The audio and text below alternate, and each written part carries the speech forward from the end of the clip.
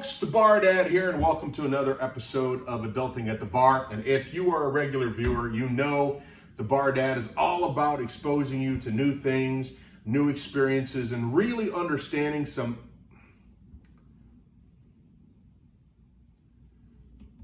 All right, here we go. Broadening your horizons.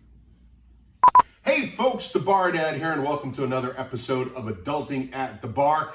And you avid viewers of the Bar Dad, you know that our episodes are all about exposing you to new things, broadening your booze horizons, and especially encouraging you to try things that maybe you've never tried before at the bar. Well, today we're going to talk about something sweet and delicious. So, why don't you pull up a chair, honey, and we'll talk about it. It's the Bar Dad.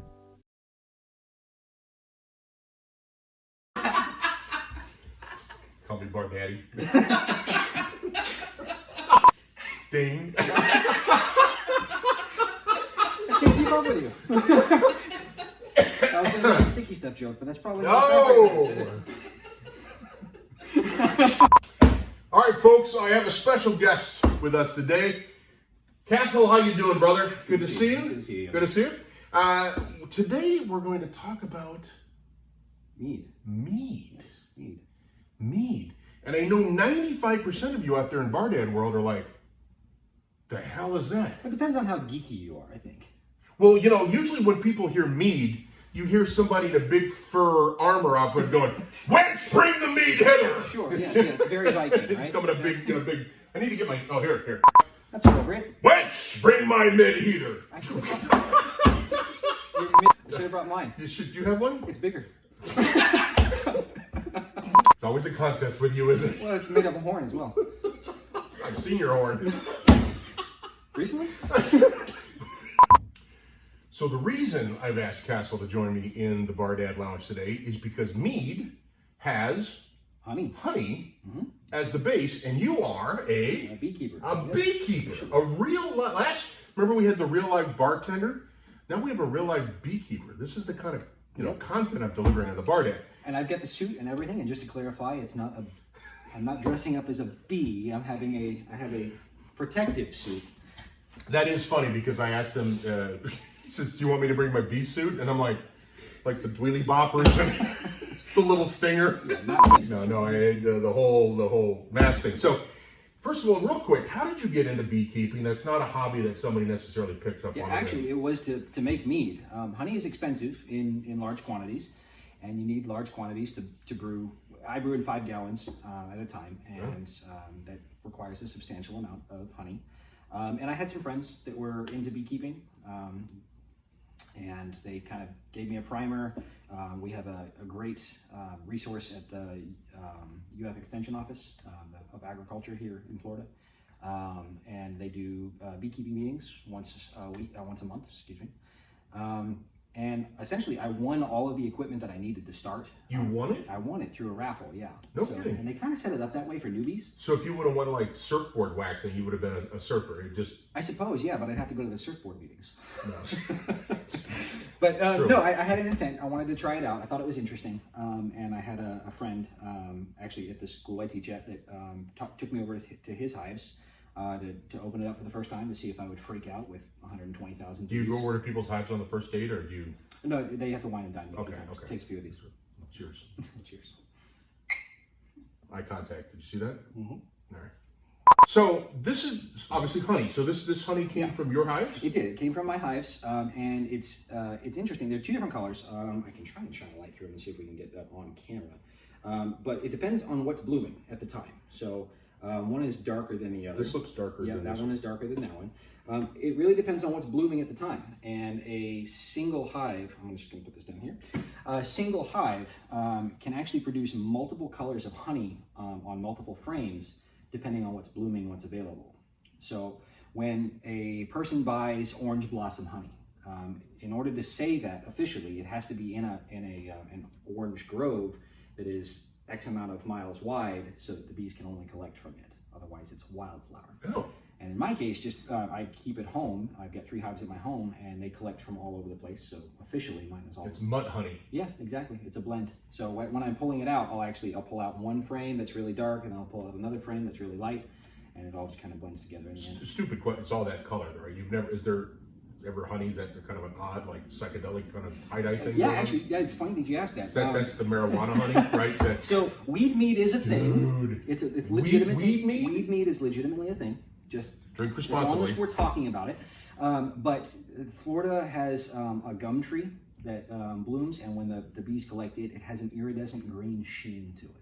So it is kind It's like Vulcan honey. yeah, it's kind That's of for weird the looking. geeks out there. Kind of weird looking. Wow. Okay. And so, how do you turn this wonderful treasure of honey here that you make yourself? Not like you, because of bee secretions, not castle secretions. Sorry. Why am I apologizing? It's my show. Talk us through the process of how to turn this into Something like that. something like that. Yeah, so the process is easy, it's just time consuming. So mead is arguably the oldest alcoholic drink in history. If we go back in time and look at pottery and things that were used to brew, we find traces of honey in some of the oldest brewing vessels. Okay. Yeah, absolutely. There were some ales and things that were brewed about the same time, but it is arguably one of the oldest. Theoretically, the honey, the hives would have been harvested because, hey, it's sweet, it's delicious, right? And I have read that a theory of how mead came to be. Oh, I see what you did there. This is why this is not your show. Yeah.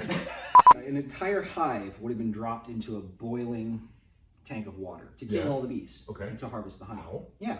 But then that bees naturally have a yeast on them, and sugar and yeast and water eventually Booze. equals booze. Right. So it started the fermentation process. That's all theory. I don't know if it's true or not, but it seems to be pretty good. Wow. Okay. But that's the gist of it. Is it's easier to brew than a beer, or it's easier to make than a distilled alcohol, because all it takes is water, honey, and yeast. So in the way I brew, I put about 4 gallons of water into a carboy, and I'm hoping to show you this at some point. Like I'll bring in all this stuff and we'll do a brewing episode. I'll go over to your hive. Cool. Is the innuendo like this all the time? All the time. Well, Okay. We have a special connection. yes, This man married me, by the way. I did. Figure that one out. Anyway, so I brew 5 gallons at a time. I'll use 4 gallons of distilled water. Water is, in any type of brewing situation, water is key. Good water leads to good booze. Does it need to have like the distilled water or from like the artesian wells of some mythical land? Those would be fantastic if you could obtain them. I like reverse osmosis water. So they just take a standard water and they pull everything out of it. Some other people like things with minerals in them. So they'll like a mineral water or a spring water. But good water, period, is the key to a good brew. So not Orlando tap water? No. Okay. No, don't touch that. And not the swamp water or anything. Brackish. Yeah. So you take the water, 4 gallons of it, and then maybe a gallon of honey to start with, which is where that expense comes from. Right now it's about $52 a gallon if you buy it by itself. So it's economical for me to keep bees. Orange blossom's the best in my opinion.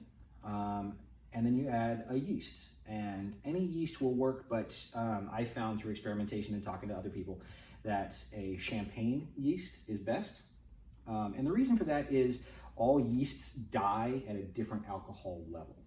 So if I used a more resilient yeast, I'd get a higher alcohol content, but the final product would be dry or kind of bitter. Okay. A champagne yeast dies at a lower alcohol content and preserve some of the sweetness. And I like sweetness. So what would be the alcohol content of mead? Still pretty high. This one's at 14%.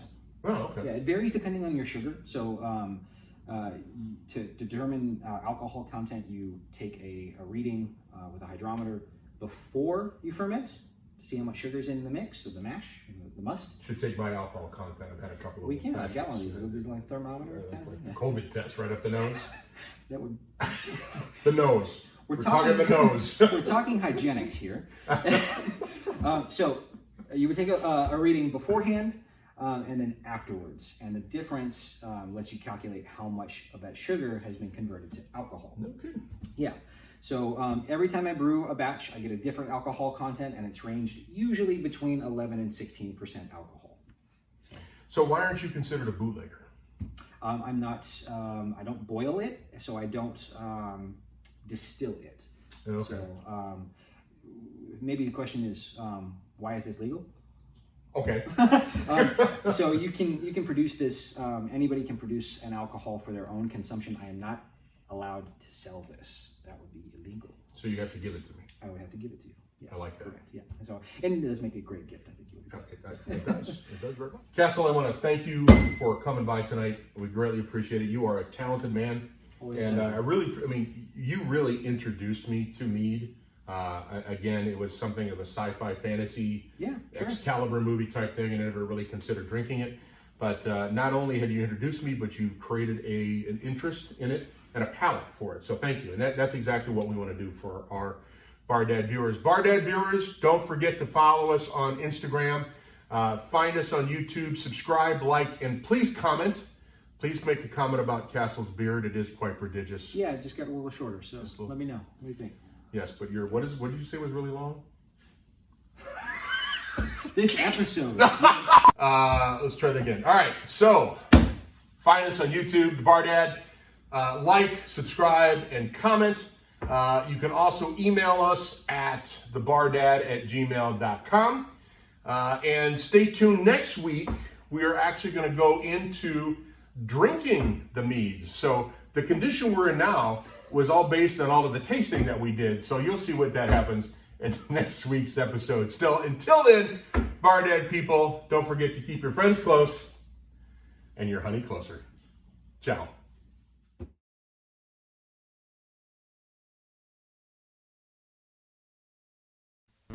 It's the Bar Dad.